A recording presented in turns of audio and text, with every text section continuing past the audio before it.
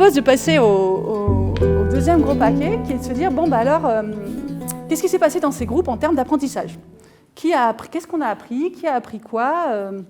Et comment on apprend, en fait? Comment sont passés ces apprentissages? Et donc là, je vous propose de reprendre, vous vous rappelez, les conditions de Reid que je vous ai décrites. Donc de se dire d'abord, bah, qu'est-ce qui a été appris? Ensuite, de voir le comment. Et puis enfin, de se dire bah, qui a appris en fait, au final. Est-ce que ça a dépassé les agriculteurs des groupes? Vous verrez que je n'ai pas les réponses à tout. Hein. Vous allez peut-être pouvoir me compléter. Mais l'idée, c'était aussi de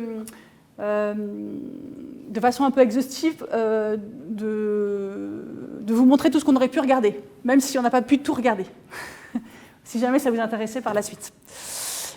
Donc en termes de contenu des apprentissages, on peut s'intéresser aux sujets qui ont été sur quoi on a appris des choses.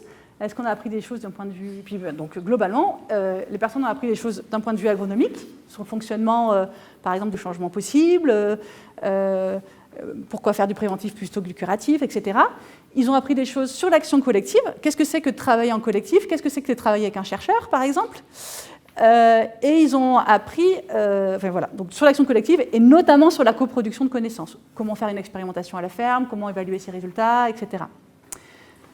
Ces apprentissages, on peut aussi les qualifier sous la forme de leur nature, c'est-à-dire ils peuvent être soit cognitifs ou conceptuels, le contenu des connaissances, mais ils peuvent être aussi normatifs, sur les questions de valeur, sur les questions de normes, et par exemple sur la question, moi j'ai été très intéressée dans la formation, une formation récente qu'avait fait le syndicat Caprin avec Michel Bouis, par exemple, où il y a eu toute une discussion sur la valeur des différents savoirs, savoir empirique, savoir scientifique. Donc là, on est bien sur une question de valeur. Et puis, il y a des apprentissages aussi qui sont de nature relationnelle.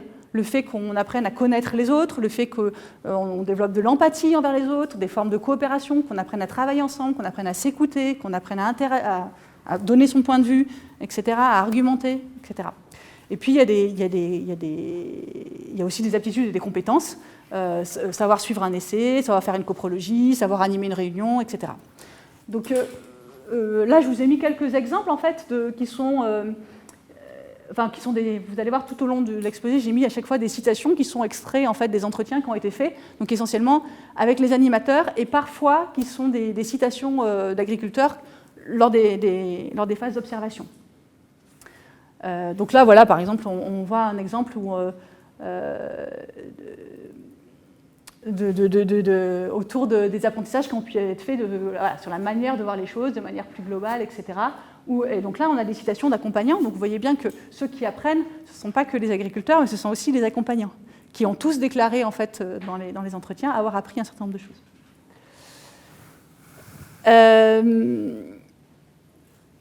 Et donc, on a une connaissance d'ailleurs, je précise que du coup, on a surtout une connaissance de ce que les agriculteurs ont appris, un petit peu par ce qui a été observé, mais surtout par ce que les accompagnants disent avoir observé sur les agriculteurs, qui, eux, sont en contact plus. On peut aussi s'intéresser caractériser les apprentissages par rapport à leur portée ou l'intensité. Alors, avec l'idée qu'il y a une partie des savoirs qui ont une portée pratique, qui servent en fait à mieux comprendre un problème ou à réévaluer ce problème pour mieux le résoudre. Donc là, on fait appel à... Je crois que je vous avais déjà présenté ce schéma de Agri-Station, qui sont des boucles de rétroaction et qui se disent, en gros, en portée pratique, on peut se dire, il y a cette question d'améliorer une pratique, de se poser la question tout simplement, est-ce que je fais la bonne chose? Si je ne fais pas la bonne chose, je change. Mais il y a aussi la question de résoudre un problème en questionnant son origine, en se disant son contexte, ou même en reposant le problème autrement. Donc cette fois-ci, on est, est-ce que je fais les choses de la bonne manière? Donc vous voyez, on est un cran un peu au-dessus en termes d'interrogation. Puis après, on peut avoir des apprentissages qui ont une portée plutôt, cette fois-ci, politique, au sens où on s'interroge sur les conditions sociales, historiques ou politiques qui permettent de transformer les conditions du problème.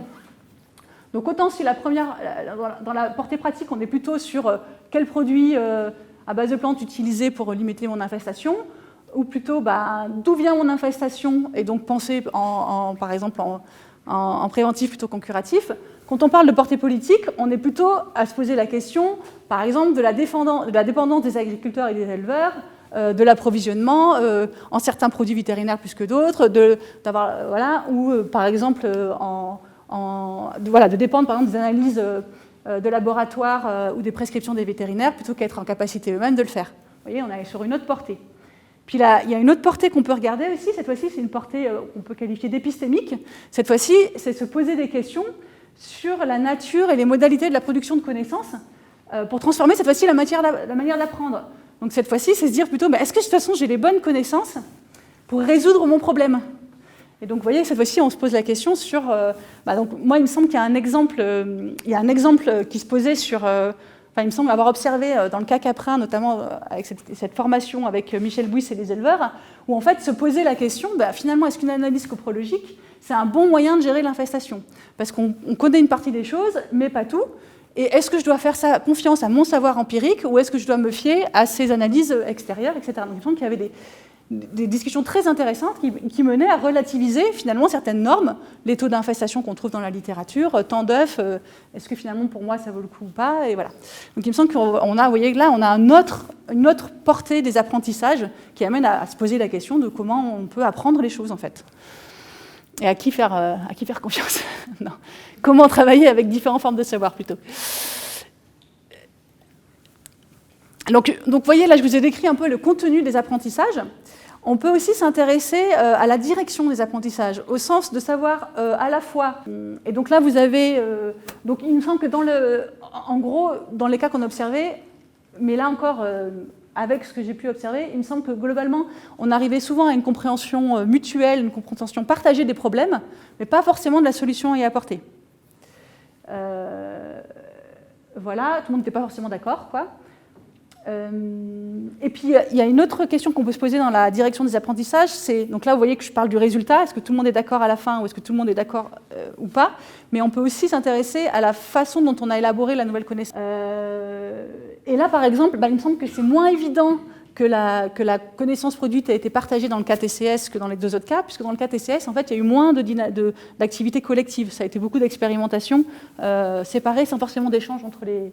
Enfin, l'échange s'est fait, en tout cas, par le bas de droite, vous avez juste un résumé, encore une fois, sous la forme d'un tableau, pour caractériser les apprentissages en termes de contenu, de direction et de portée dans les trois groupes. Donc là aussi, vous pourrez réagir en regardant si ça vous paraît adéquat ce que j'ai mis. On ne va peut-être pas tout redétailler ici, je vous ai globalement donné quelques billes juste avant.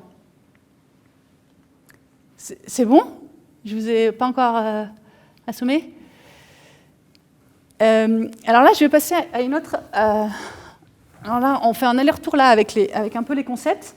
C'était l'idée de relier un peu pour essayer de comprendre comment les apprentissages, c'est-à-dire 4 manières différentes d'apprendre. Et vous allez voir que donc, du coup, les accompagnants jouent avec. Suspense. Donc, du coup, je vous laisse lire. Mais... Donc, on pourrait identifier 4 processus d'apprentissage. Un qui est plutôt de l'ordre de la transmission de l'échange de connaissances. Un autre qu'on peut appeler pompeusement comme enquête pragmatique. En gros, c'est la question de faire des expériences ou d'expérimenter en faisant des essais. Un autre, c'est des processus délibératifs. Donc, c'est l'idée de discuter, de débattre, notamment des questions normatives, donc du pourquoi on fait les choses, du pourquoi et du pourquoi on fait les choses.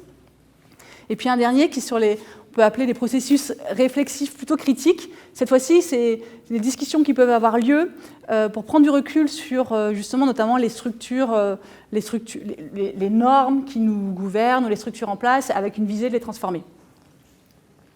Donc si je détaille un peu pour vous faire comprendre ce que je veux dire par ces processus-là, donc le premier, transmission ou échange de connaissances, ça peut se faire dans des relations horizontales, c'est-à-dire d'égal à égal, comme les échanges de pairs, ou verticales, où cette fois-ci c'est plutôt le format de la formation où il se met. Voilà, je pense que vous voyez très bien de quoi il s'agit. C'est le processus qu'on voit le plus présent en fait, dans les trois groupes, sous la forme de formation, d'échange entre pairs, mais aussi de communication écrite, par exemple. Où en fait, avec souvent une complémentarité entre des formes de connaissances qui sont déjà stabilisées et formalisées, mais aussi des connaissances qui sont en cours, notamment en cours de construction, quand on fait l'échange entre pairs. Donc il y a souvent une complémentarité, enfin, les accompagnants ont souvent joué une complémentarité à ce niveau-là. Et on peut aussi tout de suite souligner que plusieurs fois a été mentionné le fait que la présence d'experts est surtout là pour rassurer, en fait. sur le fait qu'on peut jouer sur la complémentarité des savoirs, entre ceux formalisés et ceux non formalisés et en cours. Comme l'a dit Pierre, aussi une montée en puissance des échanges sur support électronique, d'où la fameuse, par exemple, liste des cochonniers.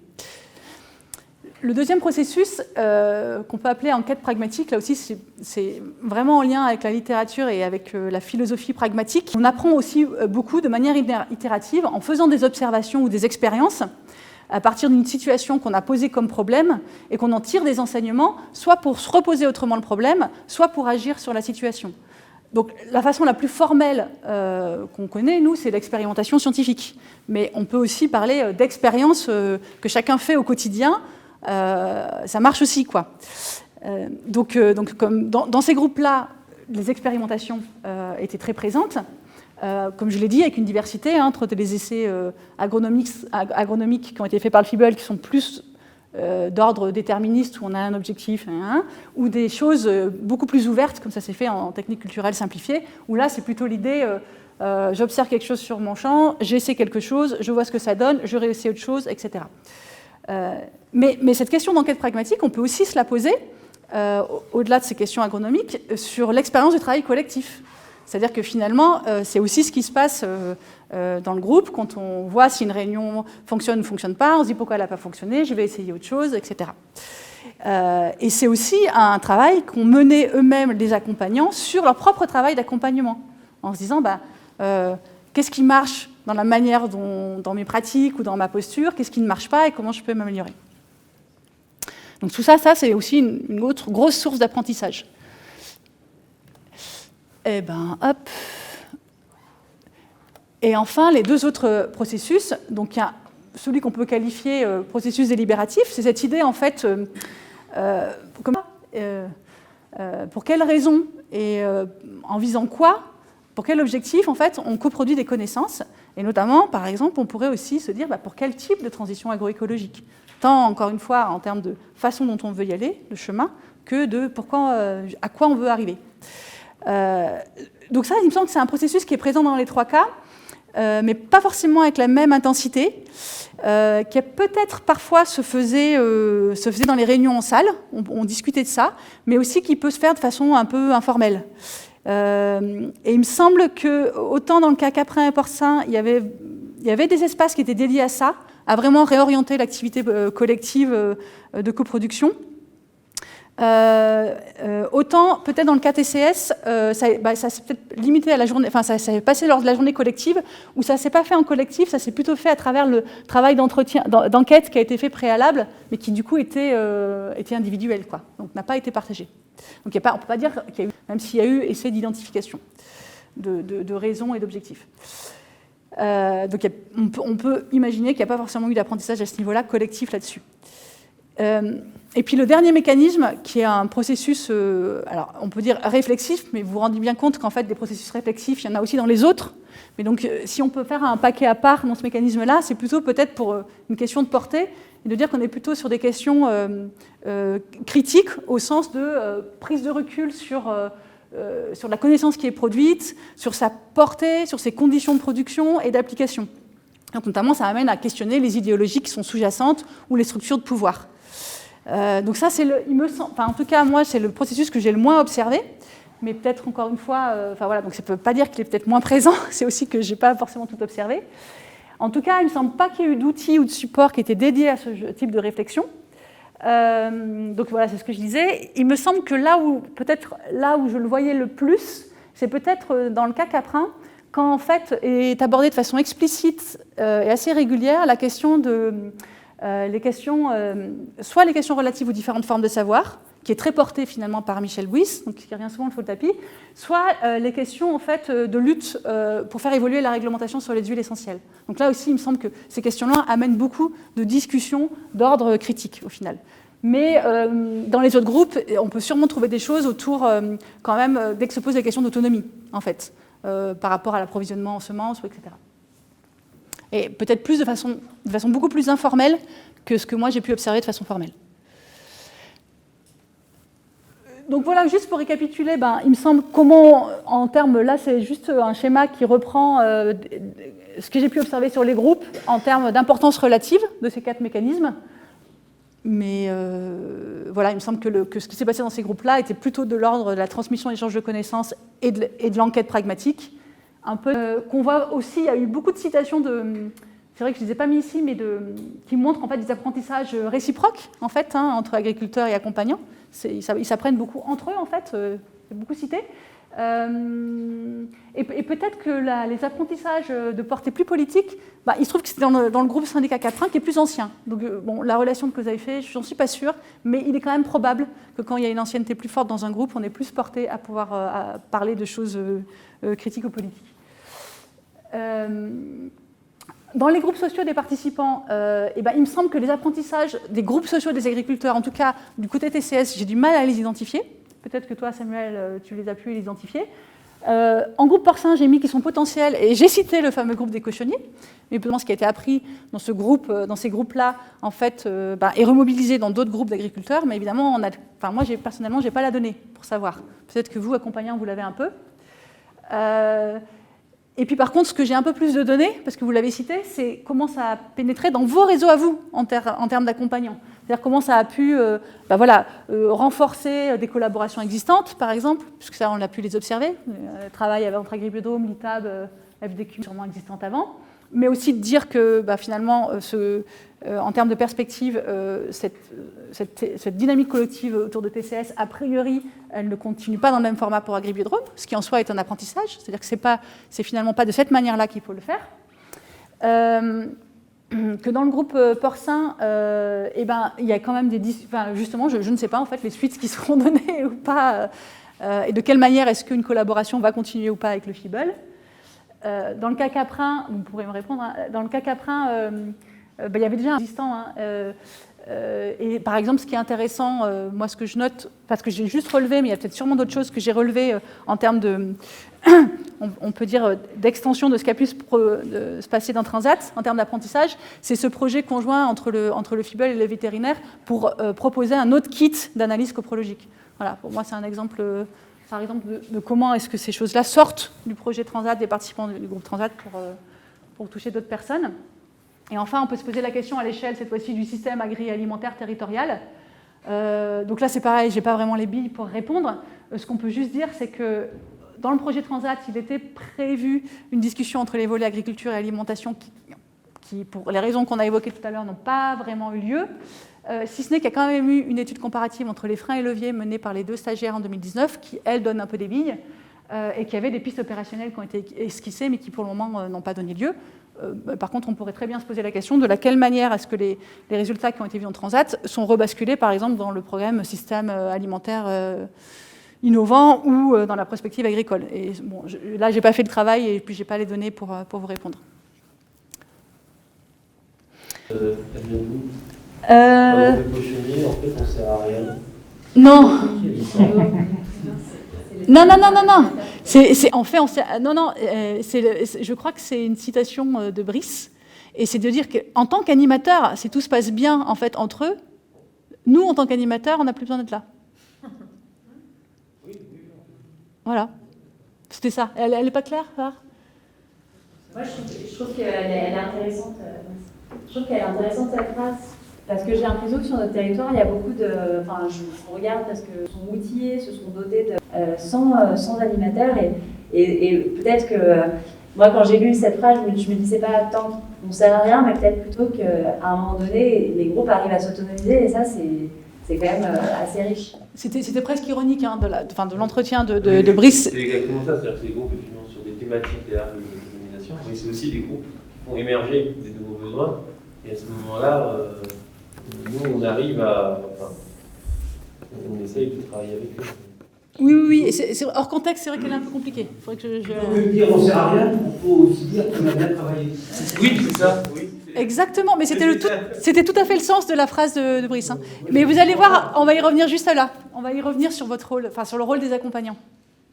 Et moi, dans les groupes sociaux des accompagnants, là, c'est intéressant de voir...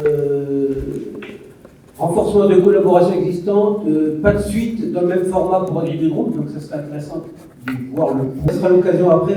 Non, mais oui, enfin, en tout cas, moi, j'ai pas complètement les billes pour répondre, donc il faut leur demander, quoi. Parce que les entretiens ont été faits bien après, donc j'ai demandé comme ça entre deux portes à chaque fois, je leur demandais un peu, alors vous en êtes tout, mais j'ai pas la réponse. En gros, on a fait tout ce travail, quelle suite on fait? Alors ça peut être un travail ponctuel, mais c'est aussi intéressant de savoir est-ce que ce ponctuel, on y retrouve des résultats, on ne peut pas le continuer, ou parce qu'on ne trouve pas, ou enfin, il y a plein d'analyses de cette phase. Moi, je vais répondre sur la problématique, le volet plutôt TCS. C'est ce que Sabine a très bien expliqué sur le processus itératif. Donc je pense que là, c'est le volet sur lequel avec le moins d'informations au départ et le plus expérimental. Transat a vraiment été un catalyseur pour lancer un groupe. Ça a permis de provoquer ce travail avec des agriculteurs qui ne constituaient pas un groupe avant Transat. Qui a permis de mettre en place des expérimentations et qui a permis de se questionner à la fois sur les connaissances acquises, mais aussi sur le protocole d'expérimentation pour découvrir que ce qui nous intéressait dans cette problématique-là, ce n'était pas tant les techniques culturales elles-mêmes, mais plus la question des couverts végétaux qui pouvaient être mis en place. Donc, on a fait des expérimentations sur les couverts végétaux, mais au départ, la problématique n'était pas très claire, puisque le vocable TCS recouvrait à la fois la question du travail du sol et à la fois la question d'utilisation des couverts végétaux. Les deux sont liés, mais nous, on n'avait pas grand-chose à apporter sur le travail du sol, qui était d'abord déterminé par le matériel et les connaissances des producteurs, alors que sur le volet couverts végétaux, là, on avait beaucoup plus de choses à aller chercher et à apporter, puisque c'était quelque chose qui était encore peu présent sur le territoire. Donc, la phase d'expérimentation a duré 1 an. Ensuite, des producteurs ont continué des expérimentations et nous, 2 ans après, on a collecté encore des informations sur ce qui avait été mis en œuvre par les producteurs de manière autonome. Mais aujourd'hui, on décide de ne pas continuer dans cette voie TCS, on continue dans d'autres voies, notamment la voie couverts végétaux, où là, on essaye de recenser tous les producteurs qui utilisent des couverts végétaux, mais on essaye aussi de recenser tous les producteurs qui produisent des semences pour des couverts végétaux, et on fait une mise en lien entre ces producteurs de semences de fermes locales de couverts végétaux et les utilisateurs. Donc là, on a typiquement une expérimentation qui est partie d'une problématique qui n'était pas forcément bien définie, mais qui correspondait à la vision qu'on avait à l'époque, et qui s'est tournée vers une autre problématique qui est liée, mais qui, pas directement, mais qui permet de continuer à travailler sur le sujet de ces techniques de couvert du sol, et qui permet de mettre en place une forme d'action complètement différente de celle qu'on avait imaginée initialement. Dans ce que tu dis, ça veut dire qu'on réoriente sur un changement d'orientation technique, en fait. Et là, la question, c'était aussi de savoir le partenariat avec des organismes de recherche et d'autres structures. Parce qu'on aurait pu dire, on réoriente techniquement, mais on garde ce partenariat. Mais je n'ai pas d'avis là-dessus, parce que je ne connais pas les compétences de chacun. On avait un partenariat de circonstances, effectivement, où on avait différentes structures qui avaient été sollicitées par des agriculteurs pour travailler sur ces questions-là. La problématique change, donc le partenariat change, mais le partenariat qu'on a fait avec l'ITAB, qui portait plus sur la méthodologie d'expérimentation, ce partenariat, il peut se poursuivre, parce qu'aujourd'hui, on utilise les outils mis en place par l'ITAB pour continuer à faire des observations sur le terrain. Avec la FDCUMA, nécessairement, ça a pas mal changé parce que la FDCUMA a été intéressée par cette problématique via une entrée matérielle. Mais aujourd'hui, comme nous, on a réorienté sur les couverts végétaux, on est beaucoup moins sur la question matérielle que sur la question espèces et variétés végétales. Donc, ça n'empêche pas qu'on travaille à l'avenir ensemble, mais aujourd'hui, on n'a plus un lien fort sur la question TCS. Et par rapport à la Chambre d'agriculture, on a un partenariat qui n'est pas formalisé et qui est variable en fonction des événements, en fonction de ce qui se passe. Donc on travaille aujourd'hui en parallèle sur les couverts végétaux et on se rejoint de temps en temps sur un événement de restitution. Voilà. Donc effectivement, on n'a pas de partenariat formalisé global. On a une meilleure connaissance de ce que fait chacun dans son domaine. Et après, c'est comme avec les éditeurs, on va aller occasionnellement ou en fonction des opportunités chercher des partenaires intéressants pour un tel volet ou tel événement. Il y a aussi finalement l'expérience du collectif, enfin, qui t'a amené aussi à revoir la façon finalement, enfin l'intérêt ou pas du collectif et ou de l'échange plus bilatéral. Ça, je pense que c'est intéressant aussi. Sur ça. Oui. Et effectivement, pour moi, pour les mêmes raisons, c'est-à-dire une problématique qui au départ était un peu large, pas forcément très bien définie, sur lequel on a essayé de constituer un collectif, mais un collectif avec des agriculteurs qui avaient des objectifs qui étaient assez différents et des moyens de mise en œuvre qui étaient assez différents. En plus, sur des zones qui pouvaient être parfois éloignées. Donc la difficulté à faire vivre un collectif. On n'avait pas de substance suffisante pour que les agriculteurs puissent échanger entre eux en dehors des temps d'animation que nous pouvons organiser. Donc là, on voit effectivement que la forme collective ne répondait pas à la problématique, qui encore une fois n'était pas forcément bien posée. Et donc le collectif n'a pas continué à exister.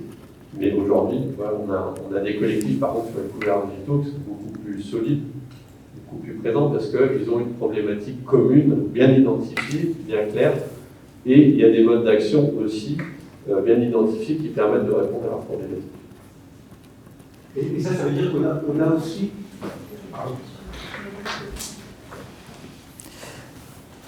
Ça veut dire que le collectif, il a un vrai intérêt technique. Alors que quand il y a de la recherche, de différents partenaires, ça dépasse largement les... Oui, mais l'un n'empêche pas l'autre, c'est ce que Sabine analyse, c'est qu'au-delà de, effectivement, un collectif agricole, souvent il va y avoir une problématique technique à résoudre. Il va d'abord se pencher sur cette problématique derrière d'organisation du collectif et même de politique de questionnement sur pourquoi ces actions-là. Il arrive forcément... les participants du collectif le vivent forcément et se questionnent, même si ce n'est pas formalisé, même si ce n'est pas conscient, on a des évolutions là-dessus.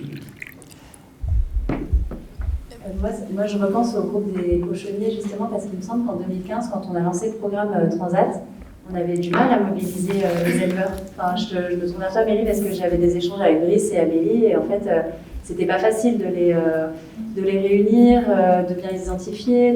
Et en fait, quand je lis cette phrase-là en fin de programme, je me dis que finalement, cet accompagnement de groupe aussi, il a permis finalement peut-être de faire émerger des préoccupations communes entre ces éleveurs et donc l'intérêt et l'envie de continuer à travailler de façon autonome dessus.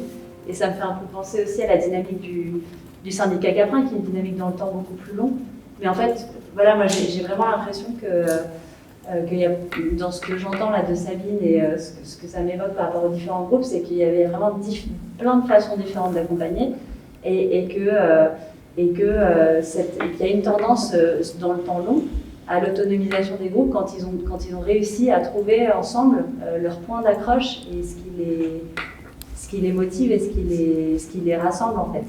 Et sur les TCS, je trouve ça hyper intéressant parce qu'au début on s'était dit on va travailler sur les TCS et finalement si c'est couverts végétaux, ensemble, c'est comme quand on avait travaillé quand les CUMA avaient travaillé sur les bancs d'essai tracteurs en prenant un prétexte très mécanique pour finalement aborder des questions de conduite écologique et donc de développement durable de l'exploitation. Enfin, c'est aussi comment est-ce qu'on accroche et comment est-ce qu'on motive pour accompagner. Sur la question d'autonomie des groupes, on l'avait déjà dit, mais clairement à Agribiotro, c'est un objectif pour nous, structure de développement agricole. On est vraiment un couteau suisse pour apporter les informations dont ils ont besoin pour avancer seuls sur la thématique, mais aussi des outils méthodologiques. C'est-à-dire qu'on les accompagne dans l'animation au départ, en espérant que cet accompagnement-là, il transpire aussi pour que les agriculteurs sachent se saisir eux-mêmes de ces outils d'animation. Donc il y a, encore une fois, on retrouve un transfert technique, un transfert méthodologique, au-delà de ça, éventuellement un transfert politique pour partager des problématiques plus globales sur l'évolution de l'agriculture. J'imagine qu'il y a encore des questions, comme moi j'en ai, mais on va laisser juste Sabine continuer. Est-ce qu'on peut garder nos questions pour après? Ouais, surtout que je vois qu'on commence à poser des questions sur l'accompagnement, donc je vous propose de vous présenter ce que moi j'ai analysé en termes d'accompagnement, et puis on peut continuer la discussion, parce que c'est pile poil dans ce que Samuel vient de dire. Et aussi pour dire qu'il me semble que ce qui est intéressant dans le cas de Samuel, et qu'on voit aussi, qui a été beaucoup cité aussi par Michel Bouys, c'est cette question que ce n'est pas antinomique, c'est-à-dire que parfois les échanges, les apprentissages peuvent se faire au sein d'une dynamique collective, mais le rôle que joue Samuel, ou que joue aussi Michel Bouys, et sur lequel ils insistent, c'est qu'en fait, la connaissance transite par eux, en fait. Eux, ils se font aussi par des échanges bilatéraux qui, parfois pour différentes raisons, qui peuvent être pragmatiques, de distance des personnes, ou de confiance, ou de nouveauté du réseau, ou j'en sais rien, en fait, fonctionnent mieux à des moments. Et donc, eux se sentent en fait comme des passeurs. Et ils passent leur temps à tisser, finalement, par leur biais, des relations entre ce qu'ils ont appris. En fait, eux apprennent sur une exploitation au contact d'un agriculteur quelque chose, et quand ils vont aller sur d'autres exploitations, ils vont se servir de cette expérience pour accompagner l'agriculture. C'est juste pour dire que c'est pas si... Enfin, voilà, encore une fois, il n'y a pas de jugement de valeur dans ces histoires-là, quoi. C'est plutôt d'observer les différentes façons dont ça se fait.